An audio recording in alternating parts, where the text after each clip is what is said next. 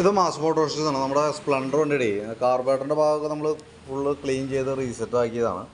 നിലവിൽ നമുക്ക് engine work കഴിഞ്ഞതിന് ശേഷം ഫസ്റ്റ് നമ്മളൊരു ഓയിൽ ഫിൽറ്റർ ക്ലീനിങ് കഴിഞ്ഞ് പിന്നെ നമുക്ക് ജനറൽ സർവീസായിട്ടൊന്നും വന്നിട്ടൊന്നുമില്ല. പക്ഷേ നമുക്ക് ഏകദേശം എനിക്ക് തോന്നുന്നു ഒരു 6-7 മാസമായിട്ടുള്ളൂ വർക്ക് ചെയ്തിട്ട്. അപ്പോൾ അതിനകത്ത് കരി കൂടുതലായിട്ട് പിടിച്ച് പ്ലഗ് അടിച്ച് കൊണ്ട് കംപ്ലൈൻറ്റ് പറഞ്ഞിട്ടുണ്ടായിരുന്നു അതിനകത്ത്. അപ്പോൾ നിലവിൽ കാർബറേറ്ററൊക്കെ നമ്മൾ അഴിച്ചു നോക്കുമ്പോൾ കാർബറേറ്ററിൻ്റെ ജെറ്റൊക്കെ ബ്ലോക്ക് ഉണ്ടായിരുന്നു. കാർബറേറ്റർ അസംബ്ലിയൊക്കെ പുതിയതാണ് ഇതും ഇരിക്കുന്നത്. അപ്പോൾ നമ്മളത് കംപ്ലീറ്റ് ചെയ്തതിന് ശേഷം വീണ്ടും പ്ലഗ് മാറ്റിയിട്ടിട്ട് ചെക്ക് ചെയ്ത്, കാരണം വെച്ചാൽ കംപ്ലയിൻസിൻ്റെ ഇത് എങ്ങനെയാണ് ആയിട്ടുണ്ടെന്ന് അറിയാനായിട്ട്. അപ്പോൾ ഇതിനകത്ത് നോക്കുമ്പോഴേ ചെറുതായിട്ട് കരിയുടെ ഓയിൽ മയമൊന്നുമല്ല, പക്ഷേ കാർബൺ കൂടുതലായിട്ട് ഇതിനകത്ത് കാണുന്നുണ്ട്. അപ്പോൾ നിലവിൽ നമുക്ക് ഒന്നോലെ നമുക്കത് ഉപയോഗിച്ച് നോക്കാം, പ്ലഗിൻ്റെ കേസ് എങ്ങനെ ഇടയ്ക്ക് പോകുമെന്നുള്ള ദിവസം നോക്കാം. കാരണം കരി ഒരല്പം കാണുന്നുണ്ട് ഇതിനകത്ത് കേട്ടോ.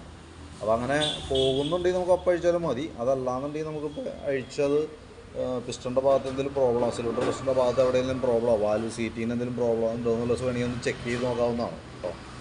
അതപ്പോൾ വീഡിയോ കണ്ടുമ്പോൾ നോക്കിയിട്ടൊന്ന് പറയും, ഞാനത് ഏത് രീതിയിലാണ് ചെയ്യേണ്ടത് വെച്ചാൽ നമുക്കതൊന്ന് അഴിച്ചു നോക്കാം.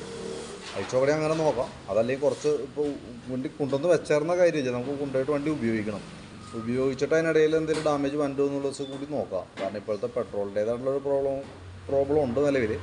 അത് ജെറ്റ് ബ്ലോക്ക് ആയിരിക്കുമ്പോൾ കാർബൺ ശരിക്കും കരി ഇതിനകത്ത് കൂടുതൽ വരും. കാരണം പെട്രോൾ കൂടുതൽ ഇറങ്ങിയാലും അത് കറക്റ്റായിട്ട് കത്താത്തൊരു സിറ്റുവേഷൻ വരും. അങ്ങനെ വന്ന സമയത്തും പൊല്യൂഷൻ നല്ല രീതിയിലുണ്ടാവും, കരി ഉണ്ടാവും അതിനകത്ത്. അങ്ങനെയും ആവാം. അപ്പോൾ ഇതൊന്ന് വീഡിയോ കണ്ടുകഴിയുമ്പോൾ നോക്കിയിട്ടൊന്ന് പറയണം കേട്ടോ.